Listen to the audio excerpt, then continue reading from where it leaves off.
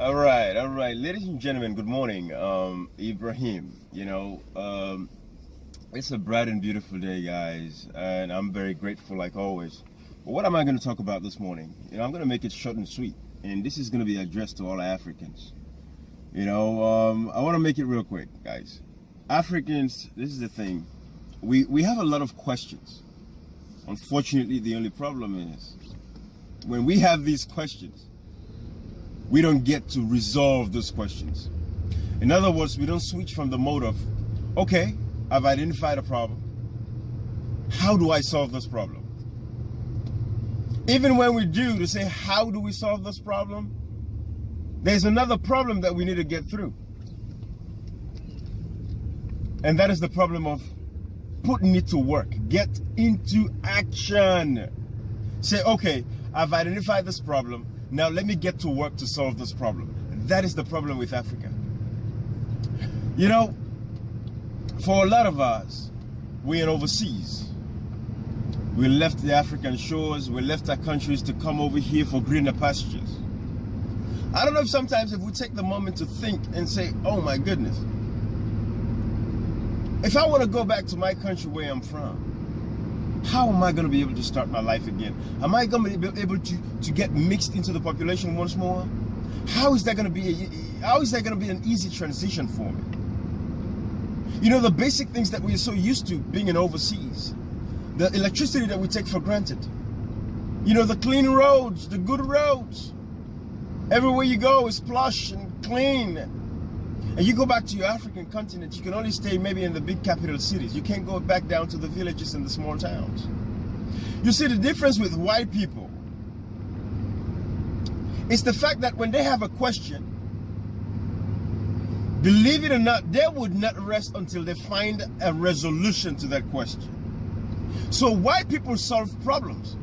Unfortunately, we black people, we're not in the problem solving business. We're in the talk business. We are all in what is in this for me. That is the problem with us as black people, as Africans. And the white people, when they're faced with a problem, they go for a solution. They find that solution. Let me give you guys a practical example. I'm using WhatsApp right now to reach to you. I'm using Facebook to reach to you. Let me stay on WhatsApp, for example. Do you know the amount of people that actually use WhatsApp? It is us, black people, South Americans, developing nations. We are the ones that are actually using WhatsApp because it is beneficial to us. Do you take the moment to ask yourself the question, how did WhatsApp come about? WhatsApp was created by some white folks. Matter of fact, those guys came from like the Czech Republic area, those areas over there in the Russian, the Baltic states, one of those places. That's where those guys came from that actually developed the WhatsApp application, the WhatsApp that we used to talk about. But we Africans, we've always thought about something, but we never came up to create WhatsApp. Those guys that created WhatsApp sold it to Facebook for $19 billion. Can you imagine? If WhatsApp was developed by an African, even though we form 90% of the amount of people that actually use WhatsApp, we form that percentage. White people don't even know about WhatsApp. But who made the money on WhatsApp? White folks. Black folks can't solve problems.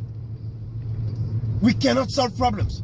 We cannot find common causes to come around and say, let us rally behind this cause and achieve an objective and solve that problem. But what we would do is to backbite and talk about and destroy and try to see how we can get other people to not even get involved in some of these achievements and goals or projects or pushes that people are trying to push forward. This is the problem of Africa.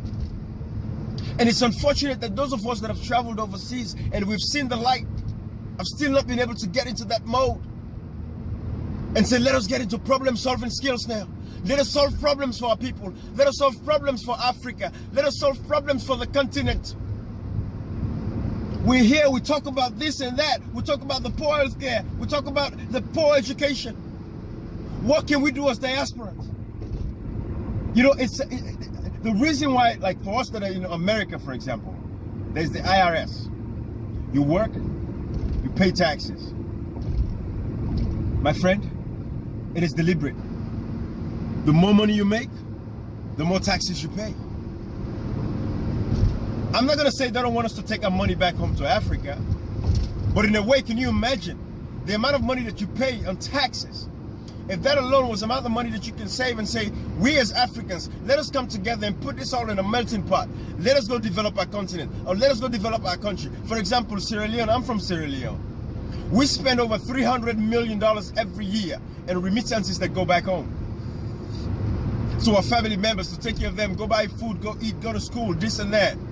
Can you imagine what $300 million can do if we come together as a people and put it in one place and say, okay, $300 million, this is 2019 or 2018. Let us go and build a state-of-the-art hospital for our people in Sierra Leone as diasporans. We can do it. The governments are there, but until we have the right leaders that will take us to the path that we want to go, we're not going to go anywhere soon, Africans.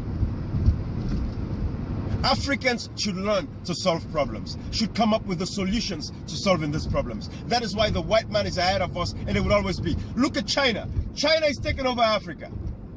We are sitting in the diaspora and we are talking about, oh, China is this, China is that. Why wouldn't China take over Africa when they've realized that we as Africans can't even come together as a people and take care of ourselves and take care of our own? They don't respect us. They don't respect our people because we don't respect ourselves. What Africans think about is, if this person does this, this person is going to be the one that everybody's going to say, oh, they did. It is a sad, sad thing in Africa. Africans should learn to come together. Ladies and gentlemen, I say all this because Sierra Leone just came from an elections in March of 2018. There was a lot of talk, a lot of yap on social media.